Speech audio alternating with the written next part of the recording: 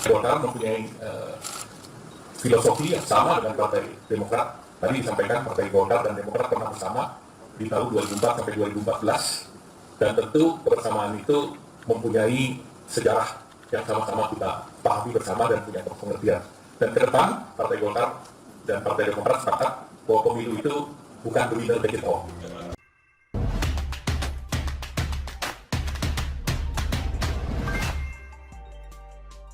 Celaka. Demokrat bersekutu dengan Golkar dan Anies bakal terpental dari pencapresan. Ditulis oleh Heru Subagia di siwar.com. Langkah koalisi menuju kursi pencapresan semakin ngawur dan tidak jelas. Baik elit dan partai atau koalisi partai sudah mengalami krisis kepercayaan dan juga terdegradasi legitimasi kedaulatannya. Berpikir sekadar untuk kenyamanan dan keselamatan diri untuk elit partai tersebut dan juga partainya. Koalisi yang terbentuk akhirnya mangkrak, tidak produktif, dan hanya sekedar statuta atau piagam kesepakatan. Dirusak dan dibelokkan oleh berbagai alasan tindakan politik praktis. Kekuatan penuh hanya sebatas kalimat dalam pasal dan ayat. Substansi koalisi sudah ditinggalkan atau dikosongkan. Koalisi partai diakui jika saat ini sedang galau dan tidak jelas eksistensi dan pengaruhnya, baik untuk anggota dan juga relasi dengan partai lain atau koalisi partai lain. Wadah politik besar rusak, tidak seindah yang dibayangkannya dan diharapkan. Tiba saatnya mereka membuat sekoci sendiri dan siap tinggalkan perahu koalisi lama. Jika kita amati tingkat kerentanan dan kegagalan sebuah koalisi partai berakar dari beberapa faktor utama. Pertama, motif melakukan koalisi didasari kepentingan darurat atau sesaat. Kemudian, penyatuan isu dengan menggunakan isu yang tidak produktif dan pengajuan paket pencapresan masih rentan terjadi perebutan berdasarkan ego bukan rasionalitas. Pokok utama mereka rentan pecah kongsi berakar dari hal pokok dan kemudian didukung atribut tambahan. Maksudnya, perimbangan substansial yang harusnya dijadikan dasar penyatuan koalisi ternyata tidak ada. Contoh kasus ini terjadi di koalisi perubahan yang digagas oleh Demokrat, PKS, dan Nasdem. Tiga partai ini landasan kuat untuk penyatuan utama sangat rapuh. Dari awal mereka bergabung sudah menyatakan posisinya berlawanan dan siap mengkritik pemerintah yang sedang berjalan. Mereka, tiga elit partai, menganggap jika dagangan isu oposisi akan laku dan masyarakat mendukung. Ternyata gagal, lingkungan politik tidak merespon dengan baik. Akhirnya terjadi krisis dengan tidak ada perekat isu sebagai lawan bersama. Apa yang sedang menimpa hari ini terhadap beberapa koalisi partai yang sudah terbentuk, nyata-nyata sedang eksistensinya sedang diuji dan keseluruhan koalisi partai sedang dalam tataran keseimbangan baru.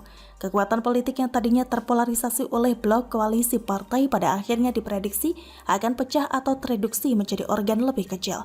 Pemicunya tentunya terjadi ledakan politik dahsyat yang sangat cepat dan mendadak dan tidak terprediksi oleh anggota dan juga koalisi partai. Apa yang sedang menimpa dan dilakukan oleh Ketua Umum Partai Demokrat Agus Harimurti Yudhoyono atau AHY bersama Ketua Majelis Tinggi Demokrat Susilo Bambang Yudhoyono atau SBY menggelar pertemuan dengan Ketua Umum Partai Golkar Erlangga Hartarto sebagai fenomena baru dalam relasi dan transaksi sebuah kepentingan politik terbaru. Golkar dan Demokrat sedang dalam penjajakan serta komunikasi politik. Ini bisa dianggap sebagai bagian dari pengkhianatan dan penghinaan bagi partai dan juga koalisi partai yang sudah terbentuk. Hanya saja dalam spektrum kepentingan politik yang dilakukan elit Golkar dan Demokrat justru mengabarkan realita hubungan politik yang sesungguhnya mendekati kontestasi politik. Urgensi sebuah komunikasi politik secepatnya dilakukan sebagai bagian dari adaptasi dan pemutakhiran agenda dan kebijakan kepentingan politik masing-masing. Dalam konteks ini, pendekatan atau bahkan jaminan asmara baru untuk membangun kemitraan kerjasama politik baru bukan barang haram. Tidak ada kata pengkhianat atau pembelotan dari koalisi partai. Dikutip berita dari detik.com, 29 April 2023 dikatakan, juga pertemuan Erlangga Hartarto dan Agus Harimurti Yudhoyono memungkinkan terjadinya kerjasama politik baru. Berita tersebut sempat ditanyakan ke AHY saat menggelar konferensi pers usai pertemuan. AHY bilang semua kemungkinan bisa terjadi. Nah, kemudian kalau ditanya, tadi apakah kemudian bisa saling bergabung? Ya tadi, semua sangat mungkin kalau tujuannya baik dan bersama-sama. Kita ingin melakukan perubahan, ingin melakukan perbaikan terhadap situasi negeri ini, kata AHY kepada wartawan di Puri Cikeas, Bogor, Jawa Barat. Bagi Demokrat mencoba menyederhanakan atau memoles kepentingannya dalam bahasa halus, AHY menyebutkan alasan terwujudnya mitra baru dalam politik didasarkan landasan kebangsaan, menjaga persatuan dan kesatuan bagi semua elemen bangsa bisa bersatu. Partai menjadi elemen penting pelaku pembuatan rancangan kebijakan dan pengesahannya, serta juga fungsi kontrol. Oleh karenanya wajar jika kekuatan politik nasional harus melihat dalam kacamata persatuan dan kesatuan dalam setiap pembuatan rencana serta keputusan pembentukan koalisi partai. Ruangan diadakan komunike bersama antara partai masih memungkinkan. Polesan isu bersama menjadi bagian dari peletakan batu pertama menjalin kerjasama politik baru. Golkar dan Demokrat mencoba merangkai permainan isu seputar demokrasi multipartai dan keistimewaan untuk menjaga persatuan dan kesatuan bangsa, terutama menjelang pemilu 2024. Konsekuensi logis dari pertemuan AHY dan Erlangga adalah akan terjadinya goncangan atau gempa politik di partai dan juga koalisi partai yang diikutinya. Persoalan utama yang akan dihadapi adalah urusan pencapresan 2024. Topik ini menjadi bagian dari isu sentral yang akan membuat kocar-kacir sekaligus mendorong perpecahan koalisi. Bagian terseksi menjalin kerjasama koalisi salah satunya adalah merger kepentingan dalam urusan pencapresan. Dipastikan jika AHY dan Golkar bertemu berkaitan erat membangun komunikasi politik untuk share atau rencana bagi-bagi kekuasaan. Golkar sangat resah di KIB yang dikuasai oleh PAN. Zulkifli Hasan sebagai motor penggerak dengan jaminan dari Jokowi. Golkar merasa didikte oleh PAN untuk memaksakan penyatuan pencapresan. Sialnya capres atau cawapres yang diusulkan, nama Erlangga tidak dominan. Justru bukan ketua partai di internal KIB yang diajukan seperti Ganjar Pranowo, Anies Baswedan, atau Erick Thohir.